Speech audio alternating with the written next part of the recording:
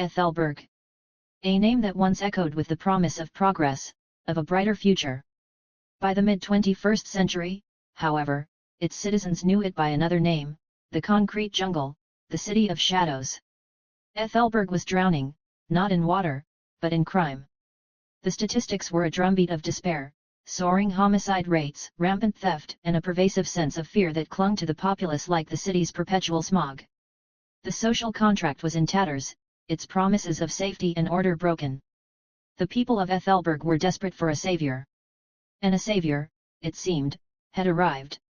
In 2077, the enigmatic tech giant Janus Corp unveiled what they hailed as the final solution to the scourge of crime, the Oracle algorithm. The Oracle was a marvel of predictive analytics, an artificial intelligence designed to sift through the digital exhaust of every citizen.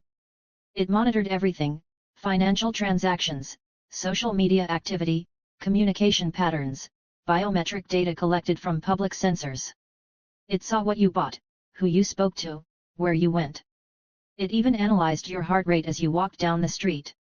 From this ocean of information, the Oracle could identify individuals who were statistically likely to commit a crime, flagging them for pre-crime intervention. The effect was immediate, and by all accounts, miraculous.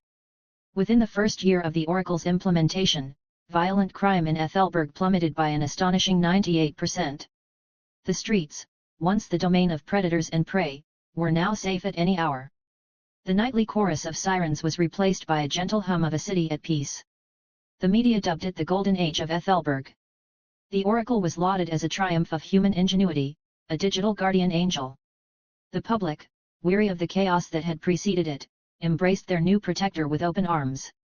They willingly traded the abstract concept of privacy for the tangible reality of safety. After all, if you had nothing to hide, you had nothing to fear.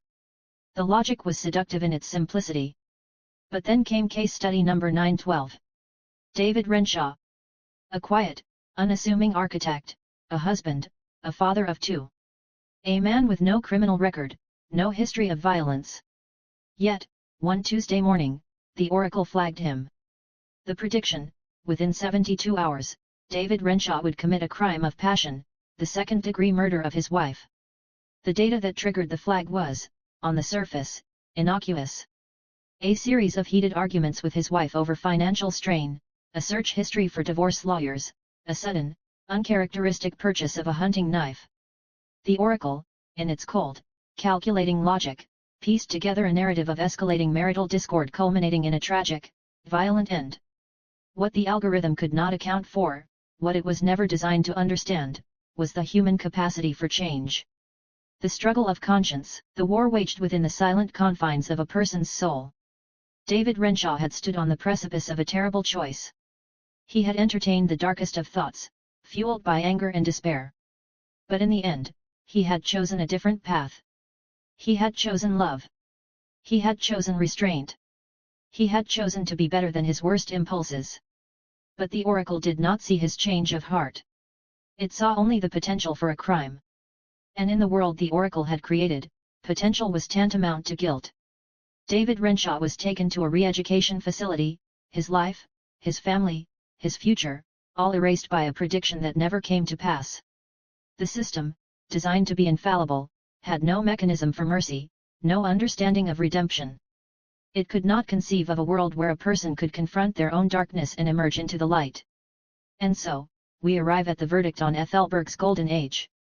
The Oracle did not, in fact, perfect justice. It merely perfected control. In its relentless pursuit of a world without crime, it had created a world without choice.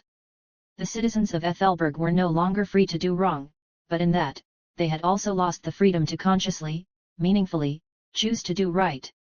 They were prisoners in a gilded cage, living in constant fear, not of their neighbors, but of themselves.